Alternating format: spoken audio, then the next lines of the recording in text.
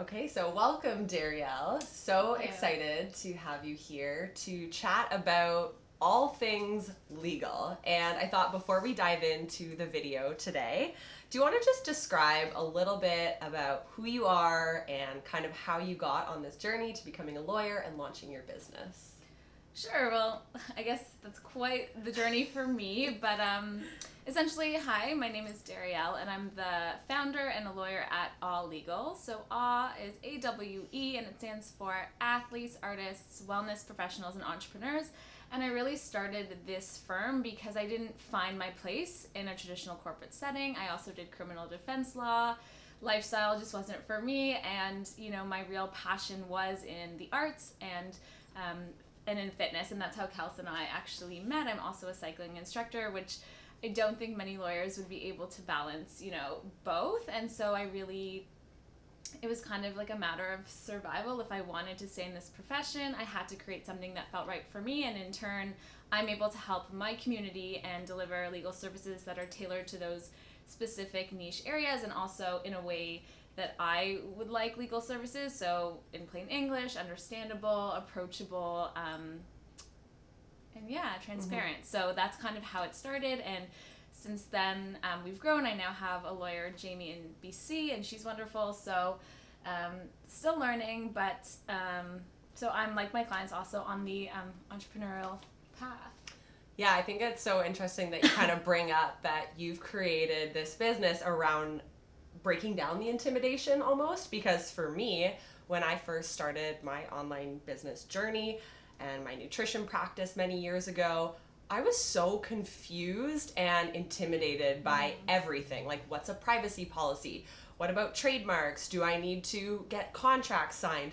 Do I just make this stuff up? And it's really scary to ask those heavier questions when you yourself don't feel educated. So I think it's really neat that you've launched this business to kind of take away that scariness around what it is to work with a lawyer. So that's why I'm really excited to introduce this video to my students and clients and to everyone watching, because I think these are the conversations that aren't happening enough as this entrepreneurial boom is really going on. Absolutely. And I think we have amazing resources with podcasts and all that stuff. But for Canadian law, another big piece of my business is not the traditional business part, but it is education, because I really do think that we all have the capacity to understand, but we're scared to ask the questions. And even if you're not at the point where you're ready to hire a lawyer, having, being armed with that knowledge to know what are your next steps is so important, just to give you that confidence, and working with the right people to help you get there, whether it's a coach or a lawyer or whatever that is. It's an investment. So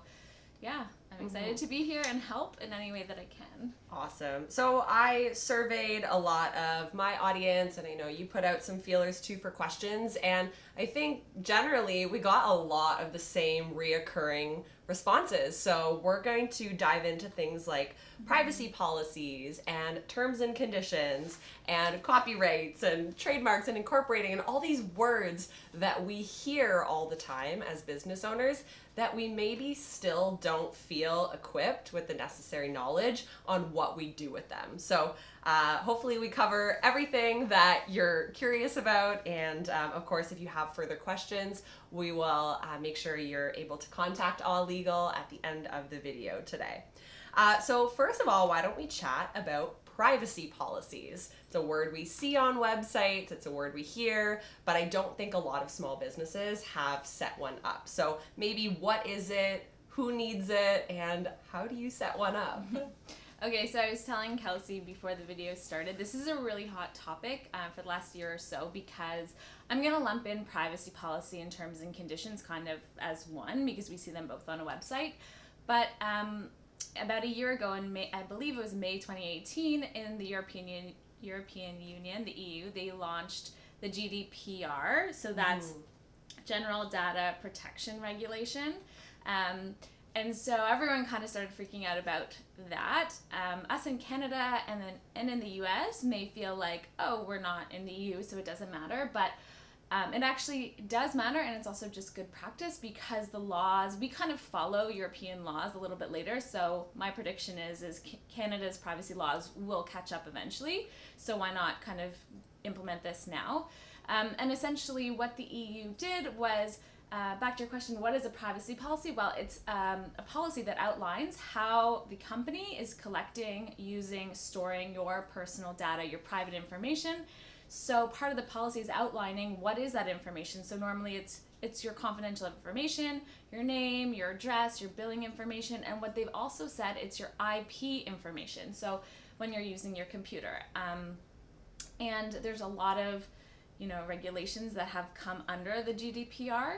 But before I kind of get there, what I also want to say is, who does this apply to? So it's whether you're doing business or operating in the EU, and you're collecting or storing or having people visit your site. And so even if you're not directly advertising to EU businesses, let's say Kelsey's on vacation and she's logging into my website and the IP address is coming from the EU, that captures the EU. So it's a good practice if you use Google Analytics or any of those, just check who's visiting your site. And if you have anyone in the EU, you're actually responsible for having the policies in place. So some of those policies are having your language, very clear and in plain English, for the person to understand what personal information is being gathered, how it's being stored. They also want you to appoint a data operations manager. I might be kind of butchering that term, but a data protections officer, sorry. And that could absolutely be you if you're a solo entrepreneur. But, having that conversation with your staff, what happens in case of a breach, having a plan for data breaches, having it clear, what the age of majority is for using the site. And then, as I was saying to Kelsey, being very clear that your site is using cookies and what that means, because most sites are, and having those pop up. So you'll see those kind of coming up more often. And then having a very clear opt-in to these terms and conditions. So not just using the site, but actually clicking a box. So this pops up right when you get to the site or upon purchase, whatever that is, and having an active opt-in. And then the terms and conditions kind of go hand in hand, and that's just the terms of using the website, and that's just good practice because it protects you. It allows you to terminate access if someone's doing something illegal or fraudulent. Maybe it outlines your refund policy. So it's just kind of that extra add-on, but the privacy piece is really what the GDPR has cracked down on. And again, my intention is not to scare or intimidate. It is kind of feels like a lot, but a lot of it is stuff you're probably already doing. It is good practice, and you can work with a lawyer to draft something that covers you. So I think we will be seeing more and more of this. You'll see that people are constantly notifying you as they update their policies. That's also part of the GDPR. So it's there, and it's manageable. It's just something that has to do with how we collect and use personal information. So one of the questions that comes to mind for me is, are we allowed to write privacy policies and terms and conditions ourselves? Do we need to have custom ones created with a lawyer, or can we buy templates? So that's kind of like a three-part question, but are all of those okay? Are none of those okay? What's the best approach? So I definitely want to break down the stigma that you have to use a lawyer. You are always allowed to write contracts yourself. A contract is binding so long as two parties mutually consent and have the capacity to consent. So they're not under duress. They don't have any sort of mental delays or anything like that. So with capacity, mutual consent, and there's some sort of consideration that is being passed. So some value being passed. I'm allowing you to use the service. You're purchasing it or you're using it. And that's fine, and it can be oral, but we write them down because that's evidence, right? Okay. So the reason that you use a lawyer is because the average person who isn't attuned with the law and everything that's happening, they're not going to include all the terms that are going to really protect them. So absolutely, if you have no other option, sure, write down a contract with somebody, but it's not going to be as, fulsome as working with a professional, right? So that's to number one. Number two, can you use a template? I would warn against using templates depending on the jurisdiction you're in. So if you're using US templates, that's not necessarily going to cover you. They're referencing US state law, US policies. So again, use at your own risk. If that's the only thing you have right now, maybe. If you want to write them yourself, do your research. I mean, the GDPR, there's lots on there about what needs to be included.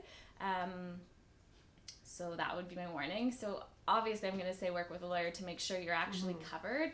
That being said, I'm actually working on a new business in 2020, launching legal templates for startup entrepreneurs, people who have a side hustle, and I'm working really hard to create an online terms and condition kind of bundle that also comes with a how-to guide to kind of explain to you, like, not only do you use this template, but you need those cookie pop-ups, you need those opt-in boxes and all that kind of stuff that will be made by Canadians for Canadians. So I'll definitely be sharing that with Kelsey's community and offer a little promo code when that's ready. But did I answer all your questions? Yeah, definitely. And I'm so excited for you to launch this because I feel like that is a gap in the market right now, especially, you know, whether you're in Canada or global, like we're just not hearing a lot of this information. So it's so amazing that you're putting this together and filling the void. What about disclaimers? So we had a question from one of the visionary students. Is that similar, writing disclaimers on the bottom of like PDFs that you're giving people or advice that you're giving? I'm not sure if that falls into privacy policy and terms and conditions, but when I hear that word, I'm kind of like, uh-oh, do I have disclaimers? What would you say is the deal on that? So that reminds me, disclaimer, this is not legal advice. I am just providing you guys information. So I am obviously a big fan of disclaimers because it just covers you, right? So good question. In your terms and conditions, you would have disclaimers. So often, especially for a coach or something like that, I would put in what I call an earnings disclaimer saying, I'm not guaranteeing you a certain income a month or revenue, you know what I mean? So that just protects you. So there's so many different kinds of disclaimers. I'm sure you've seen it on fitness posts, you know, don't try this at home. I'm a professional. So I do think for clients of mine who are in fitness, who are do lots of Instagramming of posting and they're maneuvering bodies, I do say add in a little disclaimer. I mean, it does not have to be drafted perfectly. If you want help with it, of course, reach out to a lawyer, but just saying, you know, I'm a professional, don't try this at home, or whatever that may be. So I am a fan of putting certain disclaimers on social media you're putting out, and then having them in your contracts and then also in your terms and conditions. And I think that's what's so cool about All Legal too, is that you kind of have a niche of people and you probably know what types of disclaimers these people need to have. So working with someone who gets you is so important. And it has been trial and error where I talk to my client and I'm like, oh, that's your service, you're also doing that, okay, let's build that in, right? So for me, that's really fun, and working one-on-one with my clients, that's what we do, really tailor the agreement to your concerns, your practice, and then covering you in every single way that I can foresee without intimidating your clients, because you want them to be aware, and that's the best way to ensure there's no confusion or conflict or, you know, breach of a contract if both clients understand what they're entering into, both parties. And before we move on to the next topic, I know you've mentioned this GDPR, so the General Data Protection Regulation, and I know that oftentimes when I hear this term, I think of email marketing, and at one point I think we all had to revise kind of our the way people opted in to ensure that we were compliant. So for someone who's starting a business and is signing up for a email newsletter account like MailChimp or ActiveCampaign or any of the ones where you can collect email addresses, are these programs like compliant to GDPR, or do we have to go above and beyond and implement our own policy there? Right, so that's an awesome question, and GDPR, like, you would want to build off of that to make a comprehensive strategy. But like you said, so Canada came out with their own CASL legislation, so the Canada anti-spam legislation, and that was when we all revamped and we used MailChimp, and basically all that meant was if you're providing private information, email address, name, gender, billing, whatever is in a standard newsletter, you needed them to actively opt in and have the option to opt out. And so most services like MailChimp have that already. The GDPR, I guess, would come in with how you're storing that information. It also says that if somebody requests to inquire about how you're storing it or using it, or wants you to delete it, you need to do that, which is why you're supposed to have this data protection manager officer. So it's not that you necessarily need to do something different, as long as you do have that clear opt-in, on all of your like intake forms or on your website, a contact form that they're opting in, and you'd want to link that privacy policy again to your contact form, or could be in your newsletter as well. So it is kind of like a comprehensive strategy. And then they also say for you to kind of, depending on the size of your business, train your staff on how you're going to be using, storing information, dealing with a breach, all that kind of stuff. That is kind of higher level. And if you had a big business that was really like operating in the EU, I would suggest contacting an EU lawyer who was really, focused on the GDPR. But I think as long as you have those clear opt-ins, they can clearly opt out, and it's CASL compliant, which is the Canadian legislation, then you should be good. And for someone who is still in the early stages of their business and they're like collecting emails via paper and pen, is that enough to cover you? Yeah, absolutely. Just having a checkbox or? Absolutely. There is like a portion in the legislation of in-person consent. And so I think even for me, I have a little file for when I do workshops and seminars, because it's awesome. I think emails are an asset of your business. If you ever sell your business, like that list of your customers and all that kind of stuff, that's an asset. So I keep a little file of all those paper things, and that's evidence of them consenting, as long as they've written it themselves or given you the consent to write it for them. Yeah, absolutely. And then that first email, you have the opt-out box, because people do just sign up to get the freebie and then opt out, and that's fine. But again, in your policy, you might say you still store their data for your own marketing purposes, right? So that's okay. You just need to be clear about that in your policy. And one last thing, you do need an unsubscribe button on every email. Is that a legal issue if you don't have one? Yes, on every newsletter. On every email newsletter. Okay, good to know.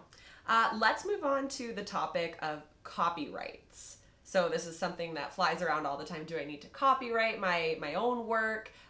Can I repurpose someone else's content on my own blog? So maybe describe like what is a copyright and who needs it? Sure. So copyright is under kind of the heading or the legal term of intellectual property. So it's the right to copy or distribute or sell your written or creative or artistic content. Literary, dramatic, musical. I think maybe I'm missing one, but there's like in the law, there's different categories of copyright. And written copyright, you don't need to register it. So it exists by virtue of you writing it down. So the second you write your poem, copyright exists in that thing, and the evidence, is that piece of paper, maybe the date, and that's it. If it's something of value, then yes, you can register it online on the copyright registry, and it's actually not too expensive. So, let's say you wrote a song or like a book or something like that, you could absolutely register it. And that's why often you'll see at the bottom of a website or a YouTube video or something, you'll have the little C and your name and the date, and that's evidence that, the copyright has existed. It doesn't necessarily mean someone's registered it, but like you're free to use that designation just by virtue of, having it. But again, if there's ever an issue, having it registered gives you first right of like priority, I guess. So that's why people would register it versus something like a trademark that you actually need to register in order to get full protection. It's kind of a little bit more complicated with trademarks, because by virtue of using a name, you do get common law rights, even if you've never registered it, but only in the region that you're using it. So let's say All Legal, I have registered the trademark, but let's say I hadn't. Just because I've been using it in Toronto for so long, people know the name, I do still have rights, but just in this region. Gotcha. And if someone ever kind of fought me on it because they registered it, I would have the onus of proving myself in the legal battle, because the assumption goes with the person who's like registered the mark. Okay. So does that make sense? Yeah, no, that makes a lot of sense. In terms of photo copyrights, I know a lot of people are using social media to build their business, right? So if I need content for my social media, can I go and repurpose content I find through Google Images, or I find it on your website, or am I breaching a copyright? I think that's kind of a hot topic right now. You were breaching a copyright. Okay, good to know. So essentially, you'll see, I get this from clients all the time, how can I protect this? Especially I have photographers, creatives, designers. How do I protect it on Instagram? Well, firstly, you need to read Instagram's privacy terms and conditions, and that basically says they own your content as well. Yes. Wow. So when you're putting it on Instagram, you're allowing them to, like, a license to it, royalty free. They do not have to pay for it. So what I do advise in that situation or recommend is to watermark it or do something that really, shows that it's yours. You can't really protect it more than that other than, sending a demand letter to somebody else or something like that. But if you want to reuse somebody's photo that you found or something on the internet, there are like websites that say you're free to use it. It's free. There's no copyright restrictions. So by all means use those or reach out to that person or artist and credit them and see if they're okay with it. Yeah. And I think that's just good practice, right? And it's respectful. And us as entrepreneurs and creatives, you're constantly creating content. You don't want to be ripped off. So being mindful. There are exceptions to copyright restrictions. And one of those is for education. So let's say you were doing a private PowerPoint to your community and you were, you had pictures in a presentation for educational purposes to your group. You don't need to, you're allowed to use those images for that purpose. So there's a few restrictions that allow you to use content without the proper, having the license or whatever. Very good to know. Definitely something I was curious about. You mentioned the word trademark a couple times, and I know that's not something that you necessarily focus on in your business, but could you just talk about like what a trademark is and how we would go about applying for one and who needs to apply for a trademark? Sure. So a trademark basically, trying to think of it the simplest way to put this. So it triggers in the consumer's mind your brand, your name, a sound can be trademarked to the company. So you see the golden arches, you automatically know it's McDonald's, right? So it's that link from the customer to the product, service, or goods, and you can trademark a name, a logo, both, a sound, anything like that. And each one is a separate kind of registration. So you can do it yourself, absolutely. Like most legal things you can do yourself. It just becomes confusing searching, putting it under the right category, all that kind of stuff. And I was saying to Kelsey, it's kind of a long process. It could take up to 2 years to be finalized. That being said, the second you start the process and you apply, that locks you in as the first person, right? So if you're thinking about it, I would say go for it sooner than later. And it is a great thing, especially if you plan on expanding. So if you want to ever license your brand, you need to own that trademark in order to do that. And it is just federal name protection. So it protects your name or your logo, whatever that is, across Canada. If you want to trademark in the US, that is a separate process. Okay.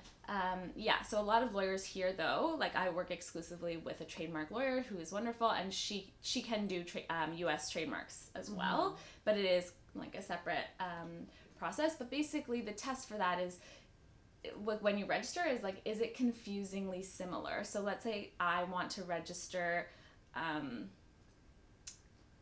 like Nike with Nikee, and it's a shoe company, right? Obviously this is super, super similar, but it doesn't matter like how it's spelled. It's like phonetically, like does it sound, would it confuse a customer? Yeah. Then it would be rejected, right? So there's lots of different rules for things you cannot trademark. Like you can't trademark a geographic region, you can't trademark your name, and there's certain exceptions to that, because obviously Tim Hortons, that's a name that's trademarked. So there's always exceptions in the law, so that's why it is an area that you would want to work with a lawyer.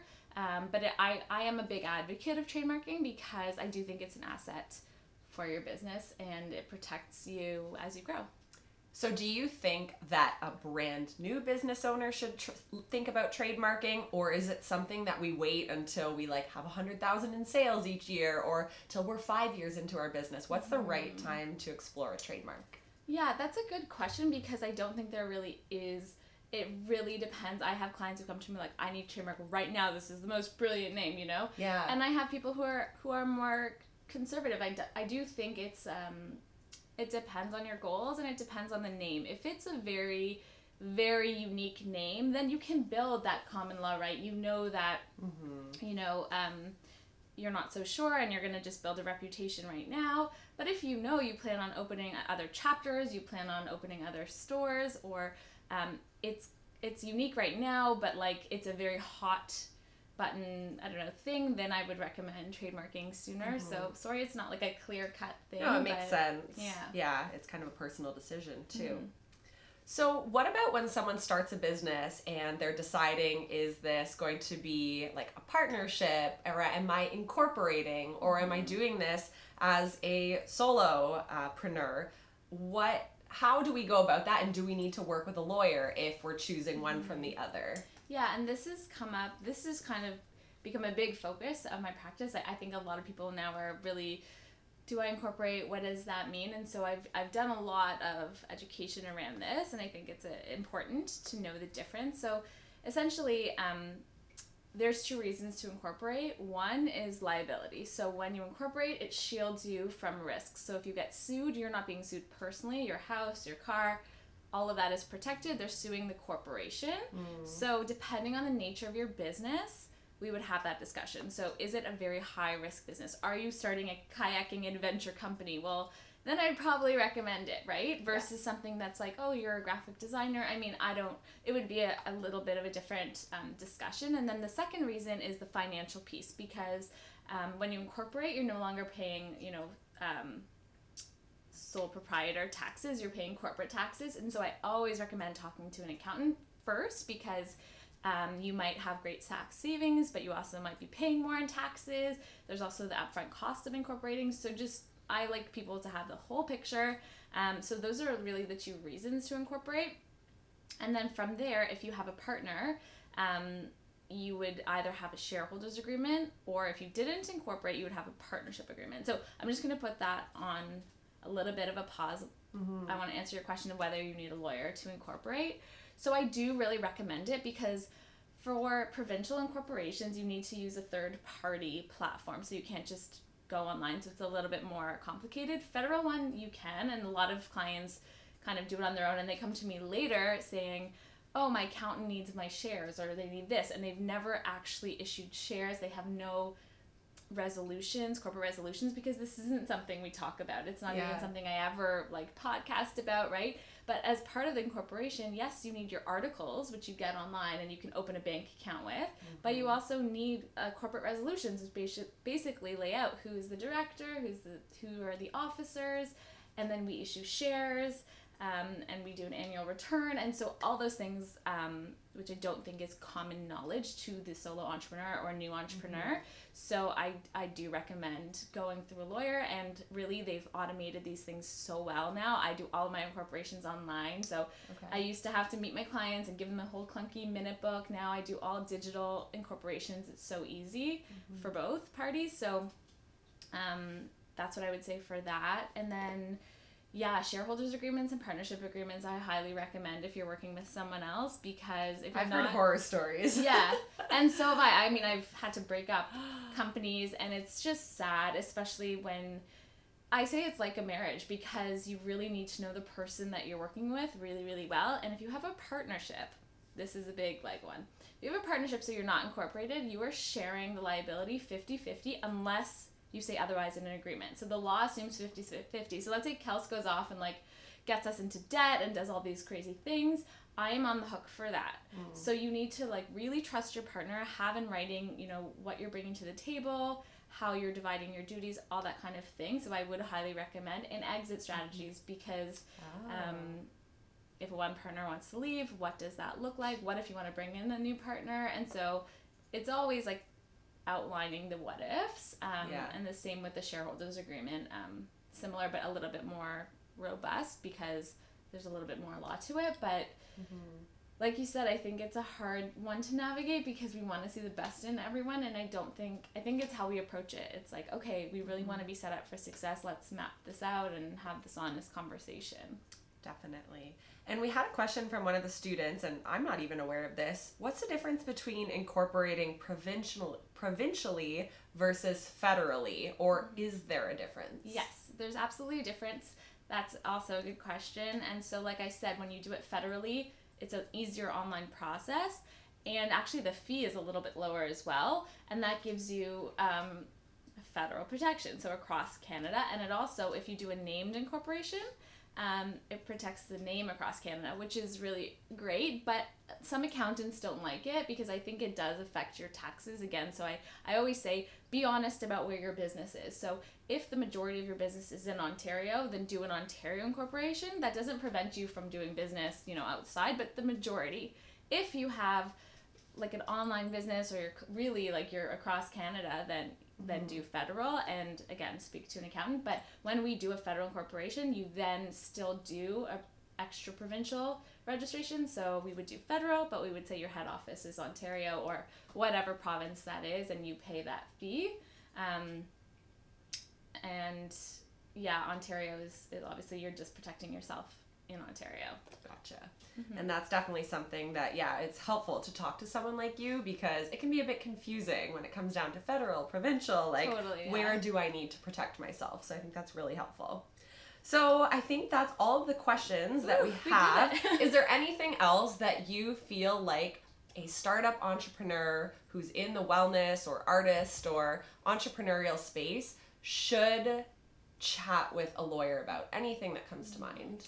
I think, honestly, I do a lot of contract reviews, and I think anytime especially if you're an artist or something like that, if you're receiving a contract, to have another eyes on it. Yeah. And I would say, really focus on termination clauses, because that's often where I see people get stuck. So on the employer side and the freelancer side.